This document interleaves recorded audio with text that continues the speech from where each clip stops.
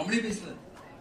ನಮ್ಮ ಅವರಾದಿಯ ಫಲಹಾರ ಶಿವಯೋಗಿಗಳು 200 ವರ್ಷಗಳ ಹಿಂದ ಗೊಣ್ಣಾಗರದೊಳಗ ಚಿದಂಬರ ದೀಕ್ಷಿತರು ಯಜ್ಞ ಮಾಡೋ ಟೈಮ್ದೊಳಗ ಮಳಿ ಬರುವಂಗ ಕಾಣಿಸ್ತಾನ. ಅವಾಗ ಫಲಹಾರ ಶಿವಿಗಳು ಮಳಿ ಬರಲಾರ್ದಂಗೆ ತಡ ಪ್ರಸಾದ ನಡೆದಿತ್ತು, ದೊಡ್ಡ ಪ್ರಮಾಣದೊಳಗೆ ಪ್ರಸಾದ ನಡೆದಿತ್ತು. ಪ್ರಸಾದ ಊಟ ಮಾಡೋರು ತೊಂದರೆ ಆಗಬಾರ್ದು, ಅದಕ್ಕೆ ಮಳೆರಾಯ ಬರೋಂಗಿಲ್ಲ ಅಂತ ಕೈ ಮಾಡಿದ್ರೆ ಮಳಿ ಬರ್ಲಿಲ್ಲ. ಎಂಥ ಹಂಗ ತಪಸ್ವಿಗಳು ಇದ್ರು, ಅಂತ ತಪಸ್ವಿಗಳಿದ್ರು.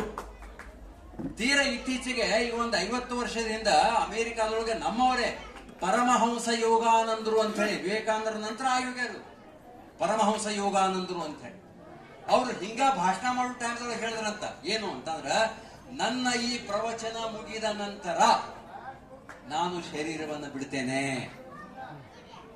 ಈ ಪ್ರವಚನ ಮುಗಿದ ನಂತರ ನಾನು ಶರೀರ ಬಿಡ್ತೇನೆ ಅಂತ ಹೇಳಿ 1 ತಾಸು ಸುಂದರವಾದಂತಹ ಪ್ರವಚನ ಮಾಡಿ ಯೋಗ ಮುದ್ರೆಯೊಳಗೆ ಕುಳಿತು ಶರೀರವನ್ನು ಬಿಟ್ರು. ಮುಂದೆ 1 ತಿಂಗಳ ಕಾಲ ಅವರ ಶರೀರದ ಮ್ಯಾಗ ಎಲ್ಲಿಯೂ ಕೂಡ ಕೊಳೆತ ಲಕ್ಷಣಗಳಿಲ್ಲ.